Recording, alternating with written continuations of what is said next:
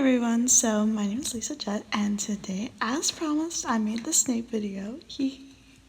So yeah, the reason why I wanted to make the video about Snape is because he's just a very whenever I get to the Naruto show, he's kind of one of those characters that is very much like an anti-hero. So, and that's why I thought it was just interesting to talk about him, because he just has a lot of depth, a lot of trauma, if you will, and just a lot of kind of underlining things that just make who he is, the character who he is. And so why I mean he's an anti-hero is because throughout the whole series. So for people who haven't really watched Harry Potter or don't know much about Snape, he is a side character, but he's still he's kind of like Dumbledore and Hagrid, where he has a lot of speaking lines, and he's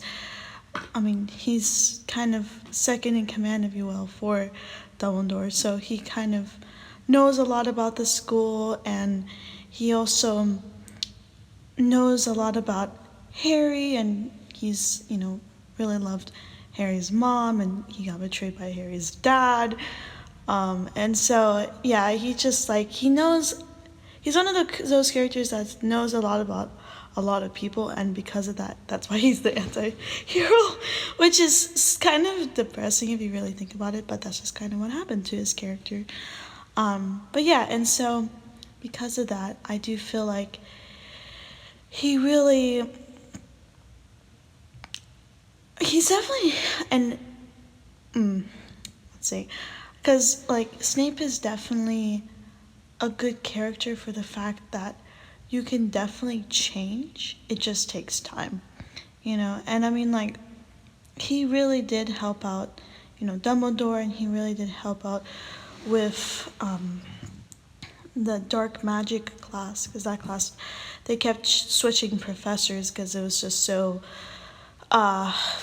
it was just so intense, and just a lot of stuff happened in that class. I can't remember everything that happened, but it was just a lot for a lot of the professors to deal with, so that's why they had to switch a lot of the professors out for that class. So that's also, and he knew a lot about that subject, so he was also a great asset, and also just kind of, showing that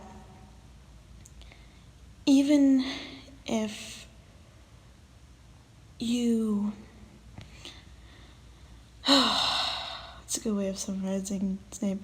Even if you go through things, even if you see things in a darker light, you can still be good, and you can still help out. And I do think that Dumbledore definitely saw a lot of good in him, and also Snape definitely saw really, I don't know, I think that Snape really did love Harry. It's just because of his hatred for his dad, and his betrayal of his mom, it really tainted his view of him. But he couldn't kill him, so you can definitely tell he really did have a heart for him. It's just, he was also playing a character. And now what I mean is, so Dumbledore, or he had to kill him, but he couldn't really kill him, because Dumbledore, he kind of had him as second in command, if you will. He was kind of the one that helped Dumbledore with a lot of stuff in Hogwarts, and a lot of the kind of positioning, and he was just a very good asset for Dumbledore, and a good extension of Dumbledore. And he also knew a lot about, because he was a Slytherin, he was from the Slytherin house, so he knew a lot about, Voldemort, and he knew a lot about the Death Eaters. So he really, which for people who don't know about Death Eaters, they're essentially the minions to Voldemort, minions to the main villain, and they're all from the Slytherin house. So fun. and he's from the Slytherin house, but he wasn't necessarily part of the Death Eaters, or like he was kind of like a double agent, if you will. So he was with the Death Eaters, but he was also with Dumbledore, so he kind of saw like both sides, if you will. And he's kind of like the Itachi of the Harry Potter world. If you guys haven't watched Naruto, if you guys watch Naruto, you know what I mean. But I'll get more into like Itachi and all that stuff. But yeah, he was very much like anti-hero and double agent as well. And so he definitely like benefited both sides, but more Dumbledore, so they can like prepare on how to defeat, from the Death Eaters, and how to like be better prepared. And I think that's also why he was such a good asset, is because of his trauma, but also because of his double agency, if you will. And then also like the whole reason why, like, he, Dumbledore died, and I can't remember Snape trying to kill, I know Draco Malfoy tried to kill Harry, but he couldn't, and I think Snape tried to kill Dumbledore, but either way, it was still very painful for him, but it was all part of the plan to get the Death Eaters. It's pretty messed up, but yeah, so that's kind of really what Snape's character is. It's just, I guess you could say, really beating all the odds, but still surviving in the end, because he is Slytherin, and I haven't really like talked much about Slytherin because I haven't really had any characters who are like Slytherin. But I would say, so for people who don't know what the Slytherin house is, it's essentially for people who are evil, that's the most common thing, or rebellious, or anti-hero, or just has kind of an alternate perspective on things. Like, they don't really see, so like, they're kind of like the complete opposite from Gryffindor. They're kind of like, if we want to think about it in a family, Gryffindor is like the head of the house.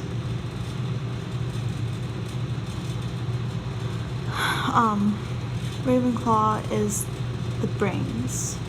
Hufflepuff is the human, if you want to play that.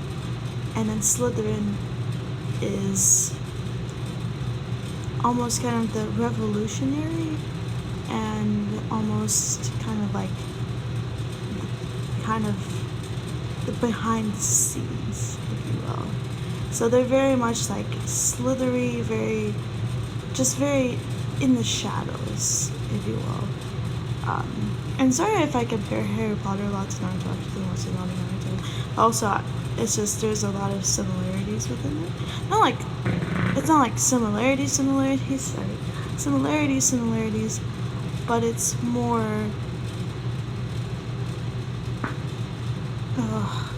what's a good way of saying it?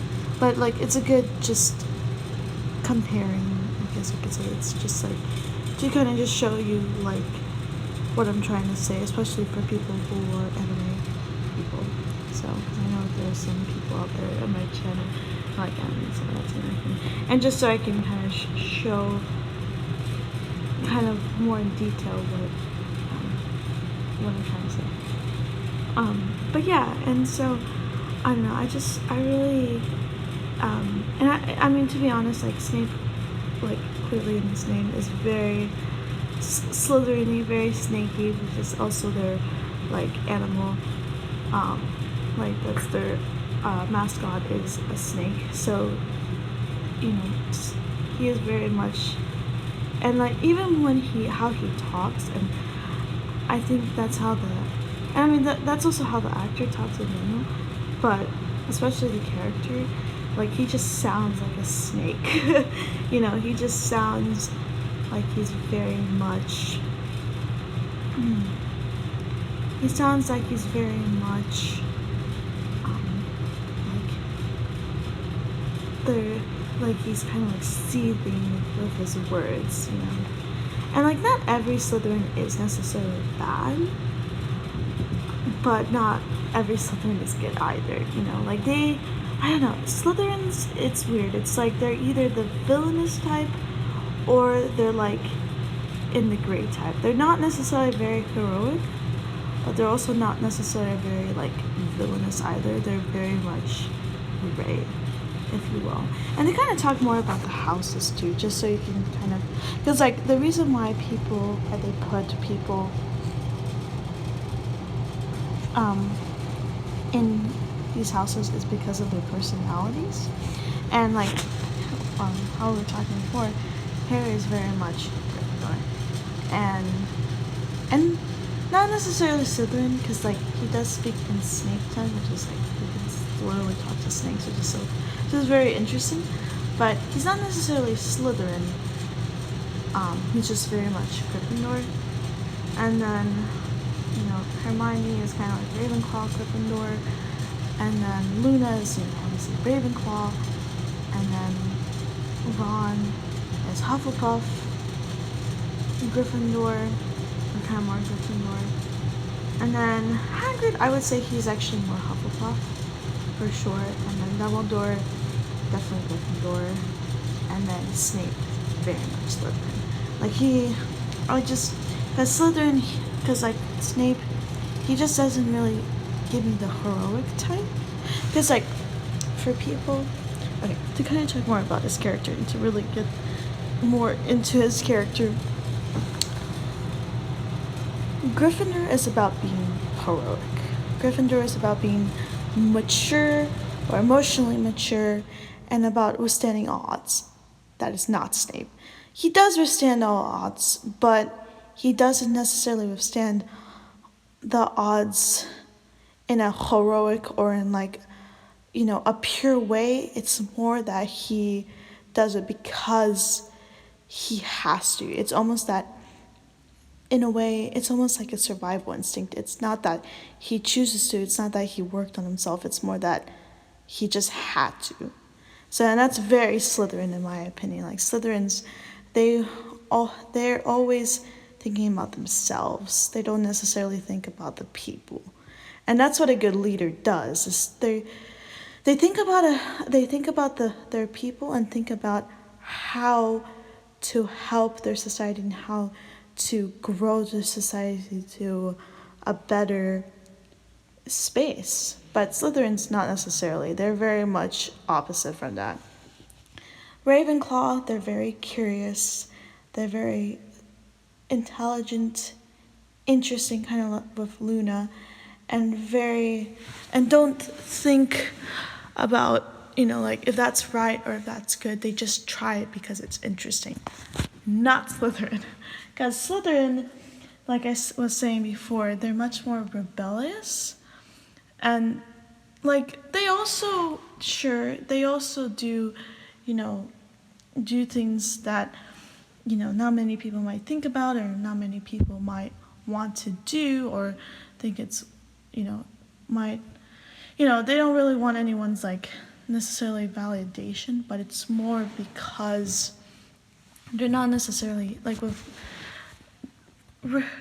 Ravenclaws, it's because they're curious and it's because it's interesting. But with Slytherins, it's more that because of their trauma and because they just hate everyone around them, essentially, and because they think they can do it all themselves, that's why they do it, you know. And with Hufflepuff, why I say they're very human is because, and that's why I consider myself a Hufflepuff, and I actually and one of my students told me, because I do teach in my mom's studio, like I am a teacher, and for me, I do feel like I'm a Hufflepuff because even though I am weird, I more do things because I want to help. Like with Gryffindor, it's more because like I have to lead, but with Hufflepuff, it's more that I want them to be the leader. I want them to succeed. I don't want myself to succeed. I mean, I would love to succeed, of course. But it's more that I more think about myself, or I more think about the other person than necessarily myself. Like, I'm not necessarily number one. Like with Gryffindor, yes, of course, because they're the leader type. When you're a leader, you are thinking about other people, but you also want to be above people. While Hufflepuff, you're almost below people. Like, the other person is your leader, essentially. And like, you think about other people and you make sure everyone's comfortable, and you just make sure that the space that you're in is peaceful. While Slytherin is more, well, they did that to me, so I don't care, or like,